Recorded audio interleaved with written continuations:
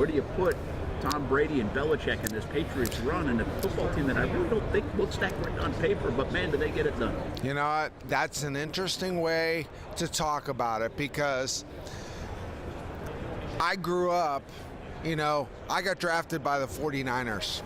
Joe Montana and Bill Walsh. That was my first quarterback, my first head coach. Not bad. That was one heck of a pair. They lasted for about, 10, 11 years. And then George Seifert took over. We won another Super Bowl. And then I left, and they won another one after that. But that was with Steve Young. So I had Joe Montana, Steve Young, and eventually John Elway. And I won two more when I was in Denver. So I know what good quarterbacks. You know your stuff. And I know what good coaching is, and that combination. When Mike Shanahan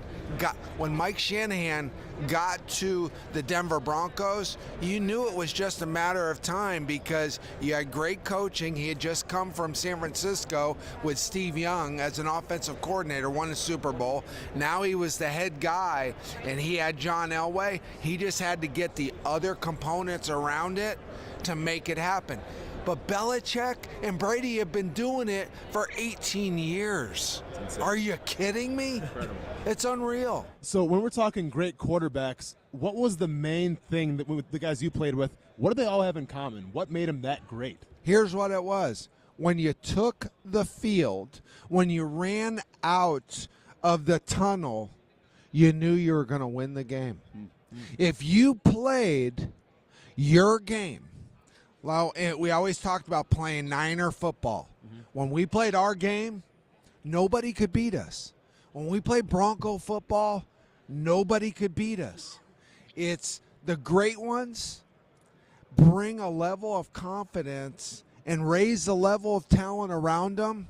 And that's what I see. When you brought it up about Brady, if you go man for man and compare them to the Los Angeles Rams, they don't compare on paper other than one position, and that's the quarterback position.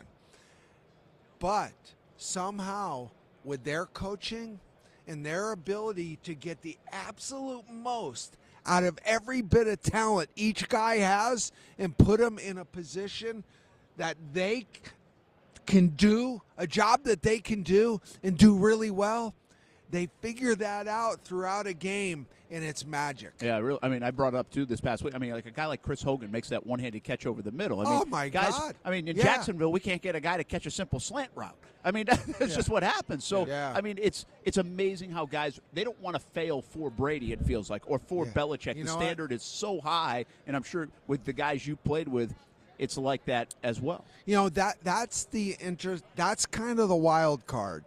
And it's really is you don't want to let your teammate down.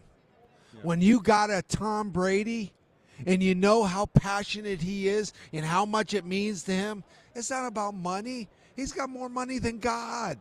Okay? He's got more money than his kids, and his kids' can spend in their lifetime. It's about winning Super Bowls, and they know how important it is to him.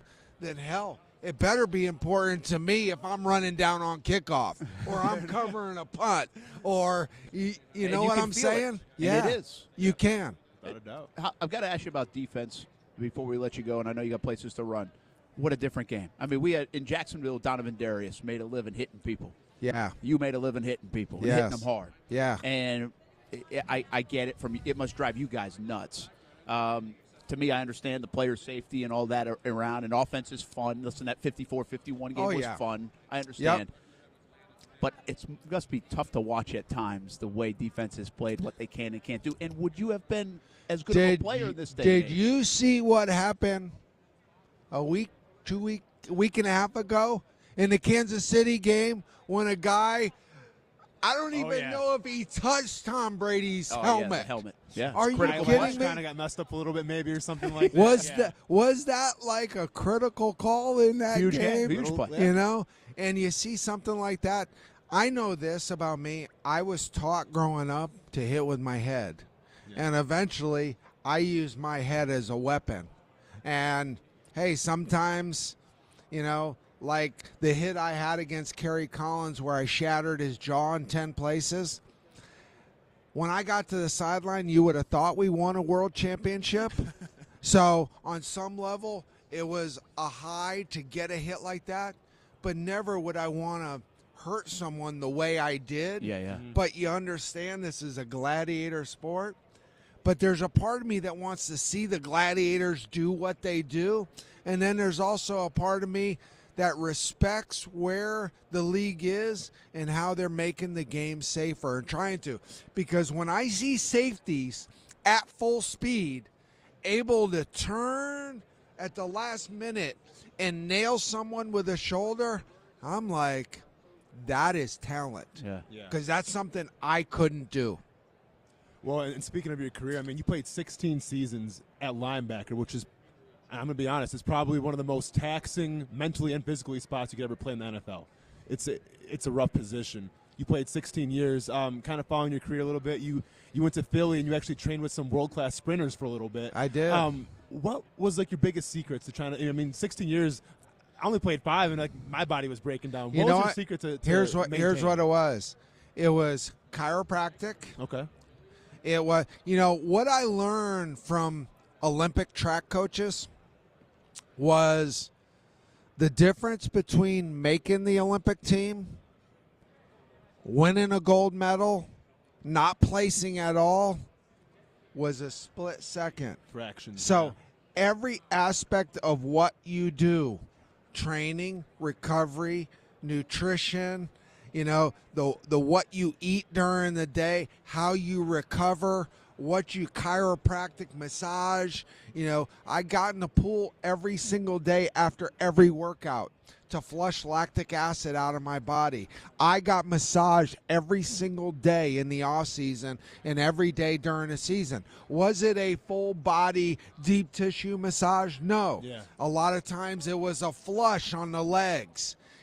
Whatever it took is what I did.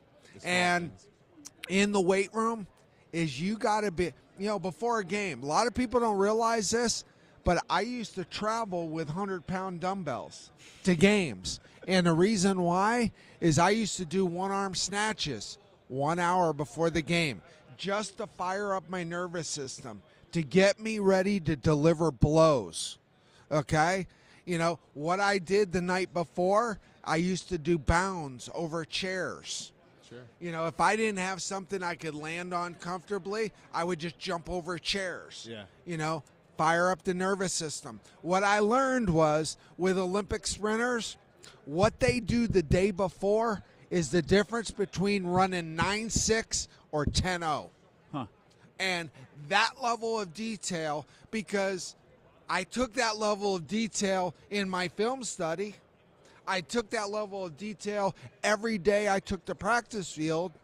Why would I not do it with what I put in my mouth as far as fuel? With nutritional supplements. I was doing IV therapy with high doses of vitamin C and glutathione to myself. This vein right here, I used to IV myself because I had gotten so many IVs, at that time. I was like, well, I can do it myself, and I don't have to drive 20 minutes and then drive a half hour back to get to my house.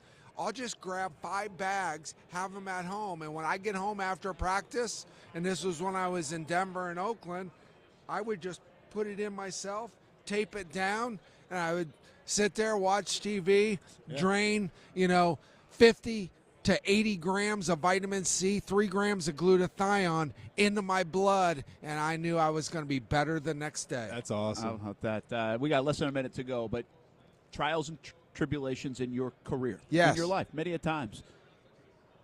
You regret them? You think it's better where you're at now because you had them? How do you view it these years later? No question. Hey, woulda, coulda, shoulda. I have a lot of those. Everyone does. Yeah. I do. Do I have things I regret? Abso-effing-lutely. I do. And would I do it all over again? I would tweak a couple things. Yeah. I wouldn't have spit in J.J. Stokes' face. There's probably some nutritional / drug therapy supplements I wouldn't have taken. I never failed a drug test, but I was so far advanced that they didn't know what I was doing. Yeah. And for that, and here's what happens. You feel invincible when you put that shoulder pad and helmet on. And when I got done, I still felt invincible. And I felt like they can handle the truth. Yeah. And I shared it in my book. Well, guess what? They can't. Can't handle the truth. Okay? And in some ways, I've been blackballed in some areas. And in other ways, I got to live with that. Yeah. And I learned a lot of lessons through my time in the NFL and post-NFL. I've got 4 rings. I have a lot of great teammates and great friends. I got a family, 2 kids, that love me. I've been blessed to do what I do.